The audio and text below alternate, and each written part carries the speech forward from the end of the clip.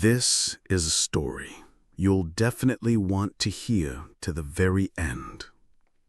Chloe, my love, I'm writing this because I can no longer speak the words. My voice gets stuck in my throat, turning into a lump of ash and shame. I sit across from you, watching you stir sugar into your evening tea, and I realize you're stirring lies, my lies, the lie that has become the foundation of everything we have. Our home, our morning kisses, our plans for the future. You smile at me, and that smile is the sharpest knife slowly sinking into my heart. You don't know who you love. You love a ghost, a carefully constructed illusion. And I can't wear this mask anymore.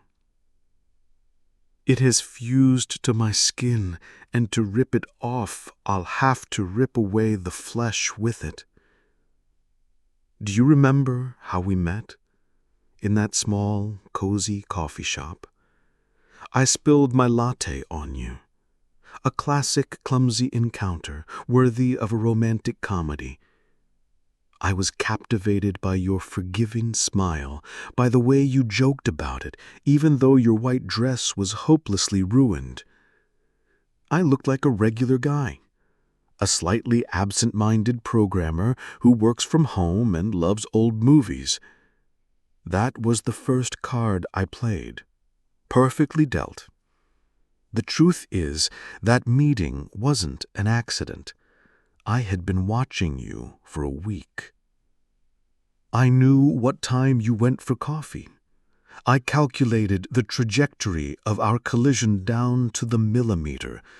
The awkwardness was rehearsed in front of a mirror dozens of times. Because I'm not a programmer, Chloe.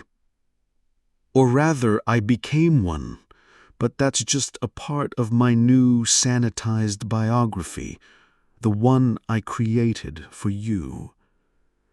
My real name is Ethan. That much is true.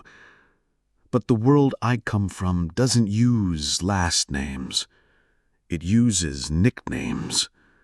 Mine was the Ghost. Because I would appear out of nowhere, take everything, and vanish. I was a card sharp. Not some petty cheat hiding an ace up his sleeve in a back alley bar. I was an artist, a virtuoso. My stages were underground casinos in expensive hotels, private poker clubs on yachts, exclusive games where the stakes weren't measured in money, but in fates.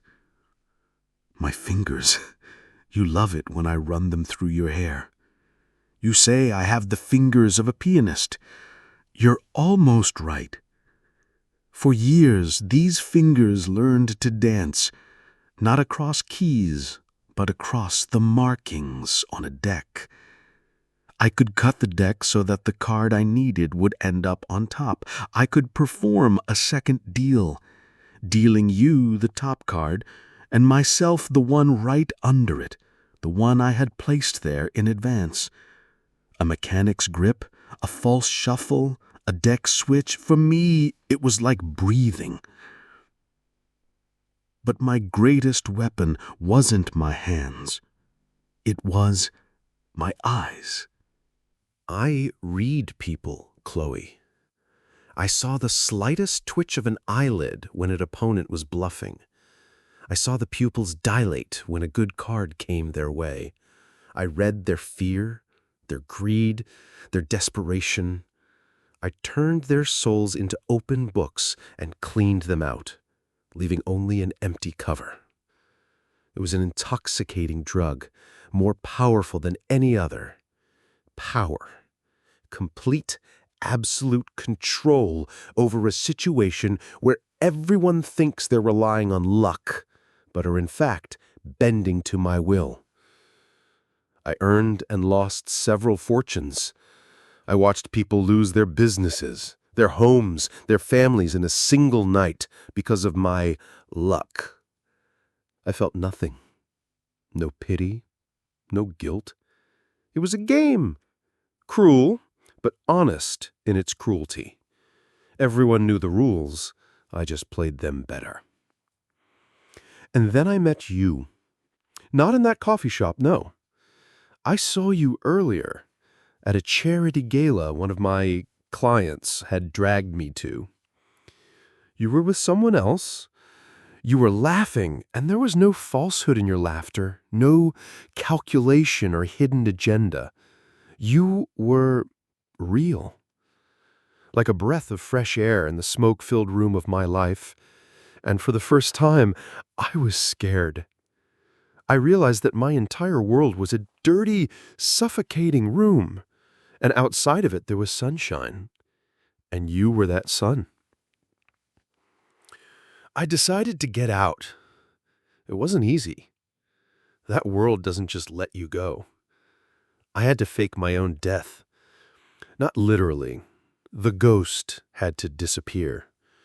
I lost a huge sum of money to my most dangerous enemy on purpose, so he would believe I was broken and finished.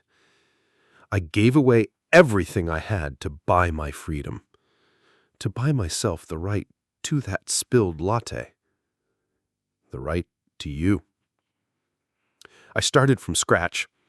I trained to be a programmer, rented this apartment. Every day I woke up thinking I was building an honest life. But that was a lie too. Because I was building it with you, but its foundation was deceit. Every story about my boring childhood, my office job, my clumsiness, it was a card from a marked deck. I love you, Chloe.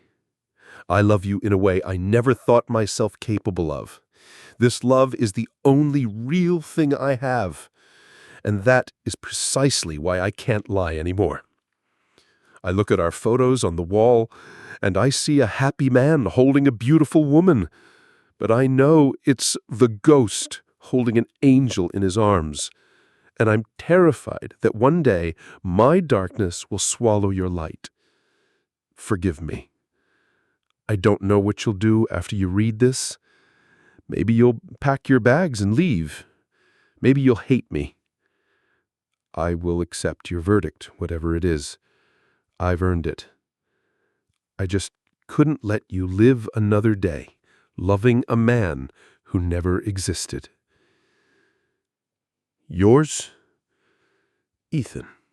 Ethan, I finished reading. My hands aren't shaking. The tea in my cup went cold a long time ago, just like that naive little girl you tried so hard to protect from your past. You're sitting in front of me with the look of a beaten dog, waiting for a blow or perhaps for the forgiveness that will wash away your sins. What a touching confession! What a drama! You truly are an artist. But you're a poor spectator, Ethan. You were so absorbed in your own game that you failed to notice the bigger one being played at the next table. You write that our meeting wasn't an accident. You're right. But you were wrong about one thing. You weren't the one leading the game. Do you remember the charity gala where you first saw me? Did you think I didn't notice you? The ghost. The legend. They whispered about you in the circles I grew up in. They spoke of you as a genius, a devil with the face of an angel who could beat God himself if he sat down at the table. I knew everything about you. I knew your methods, your style. I studied you the way a scientist studies a rare and dangerous species. My father. You never asked about him in detail, content with my story of a modest, retired businessman. My father. In your world, they call him the king. He owns half of those underground establishments where you shone. He's the one who sets the rules. And he was furious, not because you were winning, but because you were uncontrollable, a wild card in a perfectly stacked deck. You were upsetting the balance. And you also beat his best friend. Beat him so cleanly and cruelly that the man took his own life. My father doesn't forgive things like that. He didn't just want to destroy you. He wanted to understand you, to tame you, and if that failed, to break you. And he sent me. Yes, Ethan, my name is Chloe, and I am my father's daughter. That forgiving smile in the coffee shop, it was the smile of a hunter watching her prey walk right into the trap.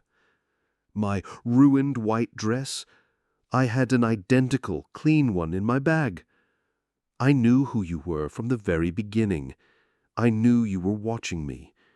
Our entire romance, every step we took, wasn't your improvisation. It was my script. You tell me about your fingers, capable of a second deal. That's cute. While you were learning to shuffle a deck, I was being taught psychology. While you were honing your sleight of hand, I was learning to read not just micro-expressions, but intentions. I'm not a card sharp, Ethan.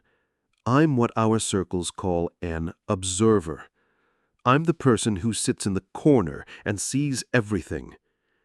I can tell if you're lying by the way you hold your cup. I knew you were lying from the very first second. Every word, every honest story was transparent to me. I saw right through your game, but I pretended to believe, because that was my mission. My father wanted me to infiltrate your life, find your weak spot, and strike. But I saw something else in you, not just a talented con man. I saw a man desperate to escape. Your desire to become normal was so genuine, so fierce, and that changed the rules of the game. I've decided you were far more valuable as an ally than as an enemy. I reported to my father that the ghost was dead, that Ethan was a broken, harmless man, head over heels in love. He believed me, because he trusts me. For these past 3 years, Ethan, I haven't been lying about my feelings.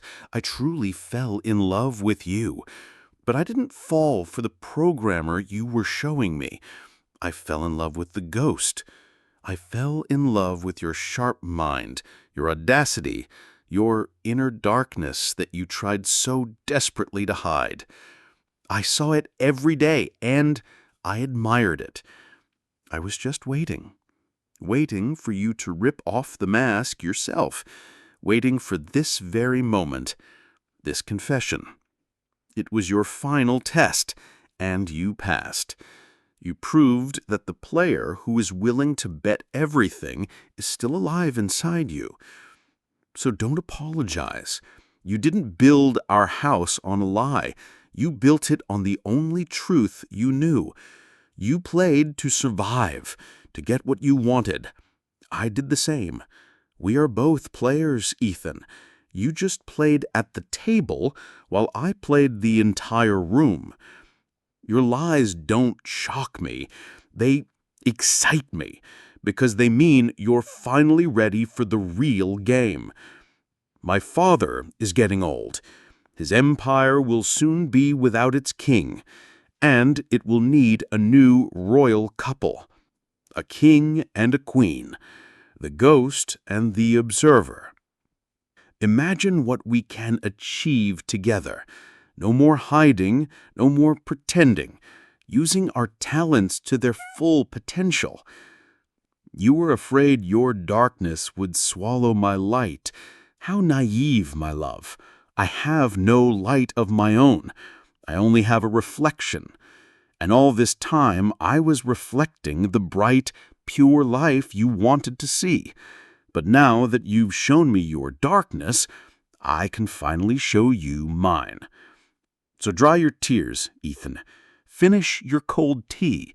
The game is just beginning, and this time we're on the same team. Our home isn't a house of cards. It's the entire casino, and we are going to own it. There's only one question left. Are you ready to place your bet. Your Chloe.